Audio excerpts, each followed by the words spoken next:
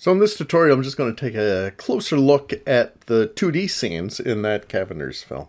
So on this one, background, simple wall, a little bit of texture detail, some bricks here and there. The doorway, and let me just see if I can, you know what, I'm going to single frame there. That doorway opening is just a flat and went into the vertices.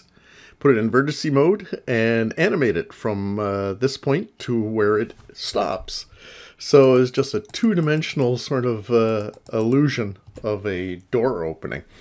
So if you're in that situation, this might be a solution. Without going full dimension and everything, set things up so that you can get the illusion of something opening up in perspective. And in this case, it was just these two vertices and just creating an angle like the door had just opened up like that. The cab itself, that was split up into two sections, because you'll see in this shot, and this is a cinematic trick of this character coming from behind this flat of the wall back here, comes into the front and goes over this way, and then comes up to the cab. And then I cut to a close-up of him already sliding into the back seat. So I didn't want to get to the complications of opening a door and trying to figure all that out. So it's just a quick cut and just kind of just eliminated that little complexity here. And it flows, it works. So I had to split the cab into two pieces so that he could slide in and sit where I wanted to here. So that was an easy fix. So stretch and squash, we were looking at that before. Here, the cab just doing a bit of a squash on it in anticipation of going forward, and then stretched it back out as it exits the scene. Now in this scene, we have a panning background. So it's just a long piece of digital artwork with simple gradated blue from the blue up top, cyan, and down to white at the bottom, with a cloud here and there. And that just pans throughout the scene so that the cab could just be moving forward and jumping up and down. And the cabbie was separate from the rest of the cab, so he can jump up and down. On the wheels here, I got these markings rotating around the tire, because this never moved, especially being an oval shape, couldn't rotate it. So I just made these little marks just to spin around to make it look like the wheel was moving. And then the Ringo Beatles character back here, just two arms that were done up, and just like he's playing the drums on the back of the driver's seat. So just little things putting in to try and keep it interesting, keeping it moving. Now this one we looked at quite a bit, and I broke that down. But style, looking at background. So perspective, kind of a lighter color back here, a darker color up here, just to help that simulation of depth. Working on clouds, again, just a simple gradation. Mostly white, but just a little gradation to give them some interest. And again, there's just very simple gradations everywhere, just to support that the foreground's dark and it gets lighter, and then that gets lighter. So we got some dark going to light. So a very, very simple use of the brush or airbrush tool in Photoshop to create that. And here the thing to watch out for, and a few of you have backgrounds with roadways and things, is these white markings. They taper away in perspective and follow that line of perspective and going around. It just kind of pick up back there. So just a fun, again, they don't have to be complex backgrounds, just enough to really show where we are, the location. And here that cab was all split up, which I went over in the transparent materials and talked about how this was divided. So the cab was behind and then comes in front. And now another environment here. So we're at a costume shop. Just having enough information to show us where we are. And I use a different color scheme. Kind of use this kind of pink mauves color and things. Use a limited palette in there. Same idea, just a little bit of detail of texture of the bricks. And leaving room, knowing that the cab was going to come zooming up and stopping, using that stretch and squash again. I set this up too so that the cab didn't come completely in the shot.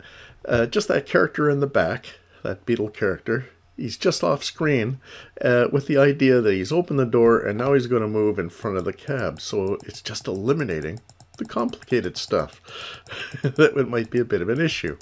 And again, this is a quick sequence, so I just want to make sure you just got to the point. And here, the same idea with his door and the character, just bringing his arm out and pushing it. And again, just taking these two vertices and opening it up so it looks like it's in perspective, going in an angle out there. And then the character going behind that flat with that background. And now here, a background. And again, this is square standard definition. It's 4:3 ratio format. That's standard definition that was very popular before HD, so it's only going back 20 years or so. This is the format that was used, and that was deliberately done on this one. Even though HD was prevalent, they wanted that old style look of the 60s. So again, in this background, just enough detail here to show we're in a costume shop, clothing store, and yeah, and again, everything was kind of positioned so the action, and again, you can see the characters really jump off that background. So things to consider when you're doing your background: get that flat in behind your characters and the hawk, and make sure the characters jump out from it. In this case, very limited action going on, so introduce this character for the first and only time in this scene, and that was just to get the point across that he's measuring up for a new outfit. So just pivoted at the head and this other arm. Again, his arm's the only thing ready to roll here, and just worked it so he could do the one action he needed to, and that was to bring that measuring tape up to measure him up for a suit. And this part of the measuring tape, that's just a rectangle of geometry that, again, I took the two vertices and just stretched them up. Just followed this hand as it came up, so it looks like a measuring tape being unwound. When, yeah, again, it's just finding a simple solution. Let me see if I can just go back just to show you that. So there we go. So that was just, this is all part of a flat that I did of the character here. This arm was done with the 3ds Max geometry and that little yellow strip there. And that was just taking those vertices and reposition them and having that follow that hand up and then up to the top. So just a quick and easy method of getting that animation across, and no more, because there are a lot of quick shots here. So that's why in the background, just picking some things to get the theme going, that we understand where we are and where the location is. Again, 3/4 perspective, some structure going on with the counter, the cash register, and the umbrella and such here. Let's see if we move forward from here. Then we skip right through, and again, here's cinematics, is just showing what matters. And there we go. Now he comes out in his new costume, the Sgt. Pepper outfit. And I do have a camera move here. That's the reveal of the cab. But not much of a camera move, just again off screen, so he's back in. And here we are, return. So I did a reverse of this, but I had to make sure the taxi wasn't backwards. So I had to redo the T-A-X and I of taxi so that it's working the right way. Everything else exactly what I had before, but just flipped. And you know, even the same animation, everything that worked, just in that opposite direction, going back to where we started from. In that panning background that was just long enough to go from point A to B. Here we go, another scene. They're stuck in traffic. So this background is just all these vehicles. So drawing them up so that they have structure and work. So these three vehicles here are in the foreground. The rest of these are in the background. And then this cab is separated out with some transparency. So he's just going up and down and inching forward. And it's really all the sound effects that make that scene work. I think there's sound effects in behind the music. I know it's all musical score, but I did add some sound effects just to get that to happen. So different types of car, old VW Bug and an old Roadster. So having some reference to some vehicles, but making them unique, cartoony, caricatured of what a vehicle would look like. And that's the whole background, are all these vehicles here. So I can see that working. Okay. And limited movement just to show stuck. And now I'm zooming back to where we started. Here's our first background. Zooming up. Again, that stretch and squash happening. And then cutting closer as he's already out of the cabin walking in the door. And that door opening the same way. So just a lot of tricks just to get the illusion going. And it's fast-paced, so you don't have time to linger. That's why I want to keep it simple so that it reads and makes sense. Oh, here's a 3D piece. Let me skip through that.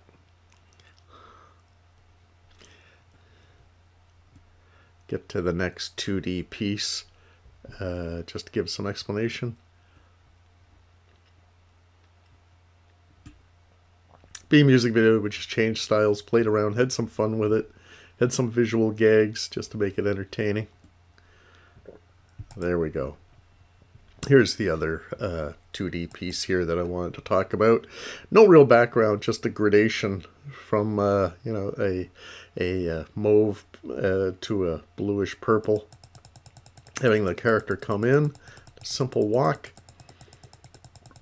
and then the tricks here were, again, just trying to find some inventive ways of them getting costumes changed. Absurd ways, taking advantage of animation.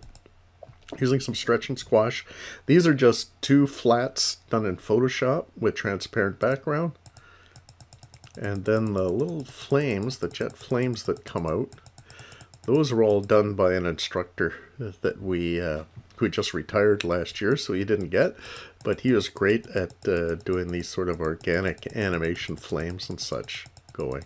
So in the background here, the character, kind of swapped them out for a cinder version of our beetle character. And then when the flames stop, there he is. Now, that's an overlay, because underneath, and again, this was just a little blink there, then had all of these cinders that burned away the character here all fall away, and then we got a robot character sitting underneath, which is revealed. So that character is all flat, all just painted in Photoshop. Doesn't really have any movement other than the eye blinks.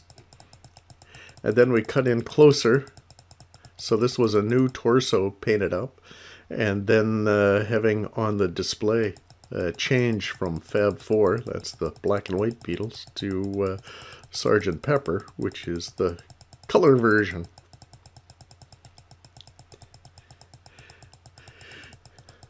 So all this, all animated in 3ds Max, just having opacity go from 0 to 100% in both the colors and the words here, just to and cut in close so we can see that action. And again, if you review the full video, then you can kind of see all of this working and the final effect. And then this one, having these big elements here, and again, those are transparent flats, and it's just a mold that is the new costume and whole new character over top of this robot. So this flat was leveled in front, this one was leveled in back with the character in between. So when they come to a close, and again using the distortion tool to give it some stretch and squash, and then its sound effects to go boom, and that squashes and then comes back into shape. And again, all these were just two Photoshop pieces with transparent background. And then when it comes apart, in the meantime, switch the character inside to our new costume character. So just a lot of sleight of hand here. So it's like a magician doing some magic tricks just to fool the audience or to give the illusion of what we're doing there. Okay, so that's what I just wanted to wrap up on that, just to give you some idea of, particularly the last one that had some environments and backgrounds, but just getting colors to work with the character and action that reads well so we can see how all that works. Okay, so any of that will help you out as you do the color backgrounds and start putting everything together to make it work.